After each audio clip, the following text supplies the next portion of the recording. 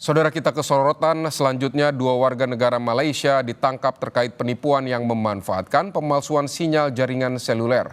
Para pelaku mengirim SMS secara massal dari perangkat pemancar sinyal rakitan yang disebut BTS palsu atau fake BTS dengan mencatut nama bank. Di balik kemudahan teknologi digital saat ini, ada sebuah ancaman yang patut kita waspadai, yakni kejahatan siber yang salah satu modusnya adalah dengan menggunakan sinyal palsu. Dengan alat tertentu, para penipu ini bisa memasukkan sebuah jaringan dan mengirimkan SMS ke banyak nomor sekaligus. SMS-nya pun berisi sebuah link yang bisa digunakan para pelaku untuk mencuri data pribadi para korban. Lantas, bagaimana modus dari penipuan ini dan bagaimana kita harus mewaspadainya? Ikuti terus penelusuran kami agar Anda tak jadi sasaran berikutnya. 24 Juni 2025, Polda Metro Jaya mengungkap kasus kejahatan siber yang memanfaatkan pemalsuan sinyal jaringan seluler.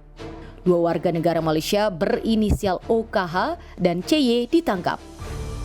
Para pelaku mengirimkan SMS dari perangkat pemancar sinyal rakitan yang disebut BTS palsu atau fake BTS.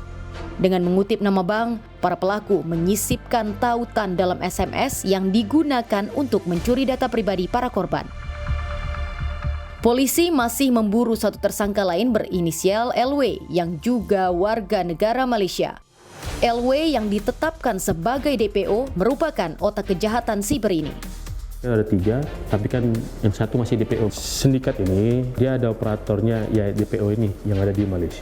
Dialah yang sebagai otak dari tindak pidana ini. Dia yang merangkai peralatan tersebut, dia yang membuat fake BTS, ya kan, yang merakit di dalam kendaraan, ya toh. Kemudian dia juga yang mengajari dua pelaku lainnya untuk bagaimana cara mengoperasionalkannya. Polisi menyebut perangkat fake BTS dipasang di dalam 2 unit mobil. Kedua tersangka OKH dan CY berperan mengoperasikan perangkat tersebut di berbagai tempat keramaian. Setelah sudah mereka bisa, pelaku kembali ke Malaysia, pelaku yang kita DPO-kan ini, yang 2 ini akhirnya mulai mencari tempat-tempat di mana bisa para korban ini banyak untuk terjaring sebagai korban. Di sekitaran Bundaran HI. Ya Mbak tahu Bundaran HI kan ini pusat keramaian di Jakarta. Alat ini diaktifkan oleh pelaku, ya, akan memunculkan sinyal yang mana itu nanti menjadi fake BTS. Fake BTS itu kalau begitu sudah aktif, nanti salah satu pelaku, kan ada 2 mobil nih Mbak, mana yang duluan aktif, nanti salah satu pelaku ini menghubungi yang ada di Malaysia sudah aktif. Nah, yang di Malaysia akan mengirimkan pesan SMS secara blasting kepada calon korban, ya kan, keramaian. Nah, tapi dengan menggunakan jalur SMS premium dari beberapa bank swasta dan beberapa bank BUMN milik Indonesia.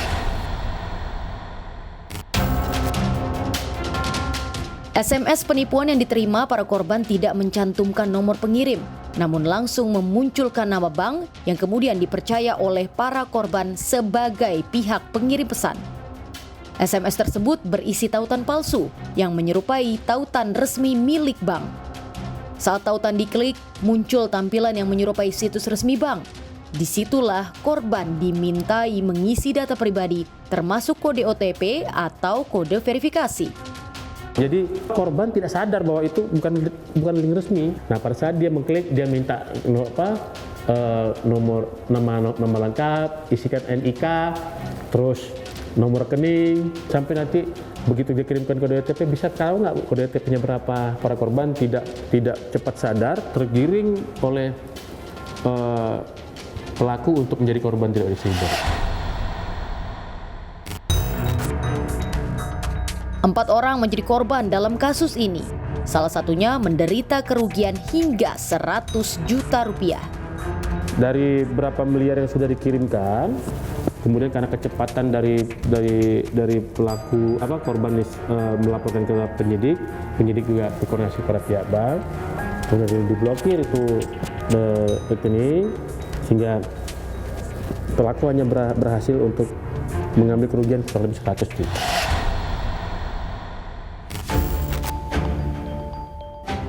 Para tersangka dijerat Undang-Undang ITE dengan ancaman hingga 12 tahun penjara dan denda maksimal 12 miliar rupiah.